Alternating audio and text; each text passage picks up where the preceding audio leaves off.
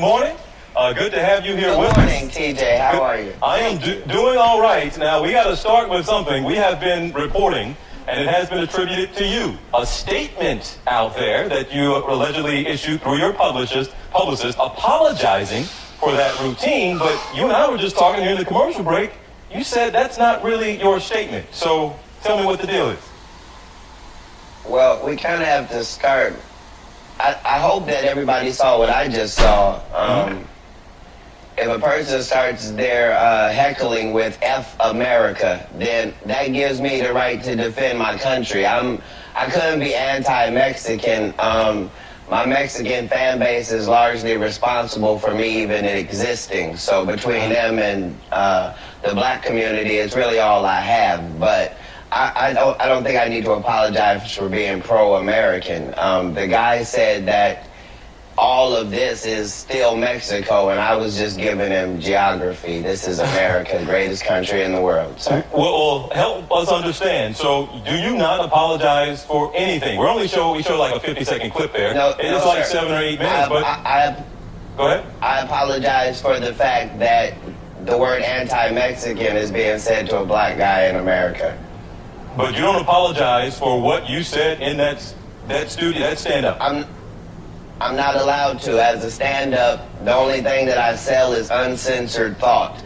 So I'm only selling them the way I think, uncensored. So I'm not allowed to then come back the next day and apologize. That's for the Tracy Morgans of the world. I meant what I said, and I said what I meant. I'm apologizing if somebody thought I was trying to be anti-Mexican. Mexicans are my friends, So Katt, why is it somebody is allowed to put out a statement apologizing on your behalf then? Sir, they put out a DVD called Katt Williams' 9 Lives while I was in jail without my permission. A lot of stuff has been happening to a lot of black celebrities in the world. We just deal with it, thank Jesus, and keep on going, sir. Now, I guess it's clear to say, you gave me a little bit of what he was saying, but he kept going on and on, this heckler. Now, what was it? You said he said F America. That certainly set you off. But go ahead. We were in Phoenix. So this is a heavily Mexican-American crowd. I gave $5,000 out to a Mexican-American serviceman at this same show. It was nothing like that the night of the show. This happened 19 days ago. It's just happening in the news yesterday because it's my birthday. Well, help me understand that. What was it? Because it's clear that you were visibly upset.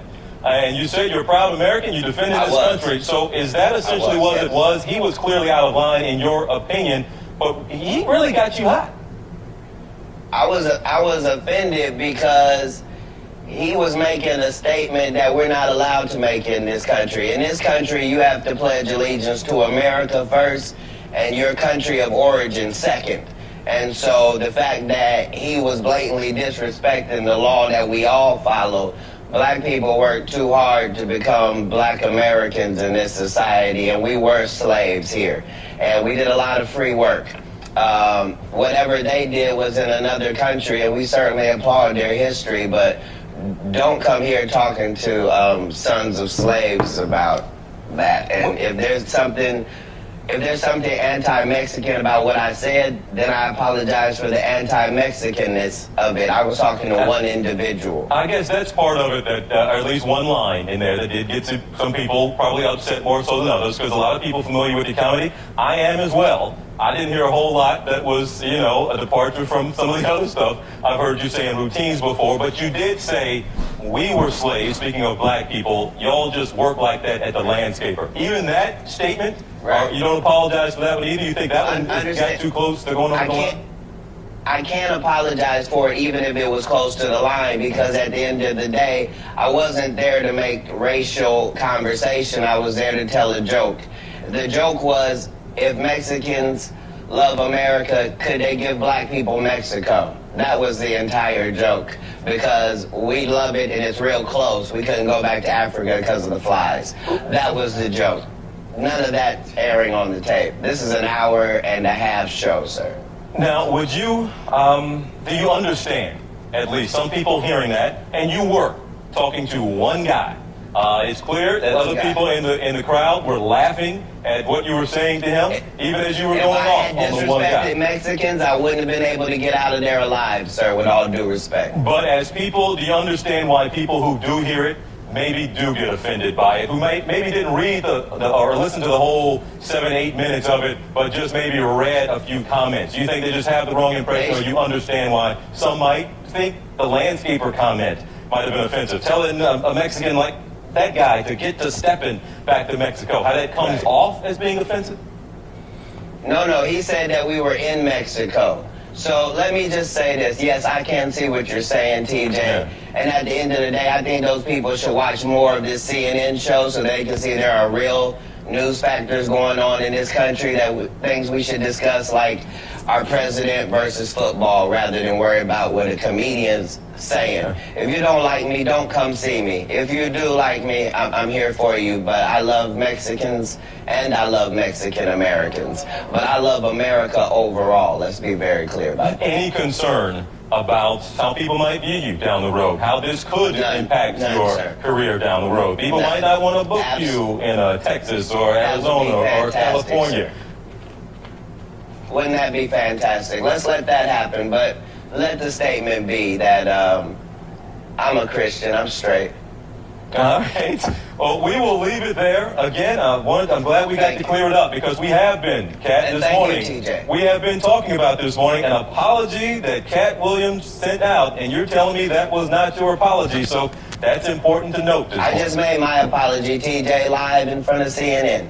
Katt, good to I mean, Katt Williams had a point, like, Mexicans love Mexico. Can they give it back to Africans? He has a point. The one thing I'm gonna say is, I did watch that video and he reacted super much though. Like, if not for the securities, like the guy would have gone on stage and have a punch with Katt Williams,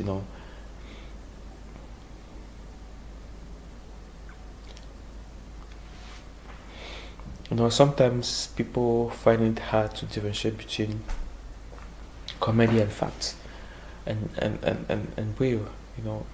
Most of the time comedians say they say serious things through a comedic voice or tone or way, and also most of the time they say unserious things through a comedic tone. So it's left for you, the audience or the listener, to be able to distinguish between which one is a comedic tone and which one is real. Like for Katt Williams, what he was saying, to that guy, he really overstepped it. And he also said that if he never loved Mexicans, he wouldn't have left there alive, and that is true. He would have gone on his ass. But at the end of the day, man, we should be cautious about what we say, the way we talk to people, and the way we interact with people, because some people might find things very offensive. And who says there are a lot of flies in Africa, though? It depends on where you come from. There are flies everywhere, even in America. It depends on where you come from. Africa is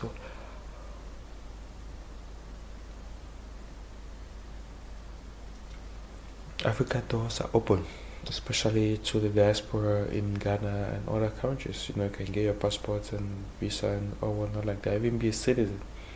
And just choose which country that your 23andMe is more related to and go for it.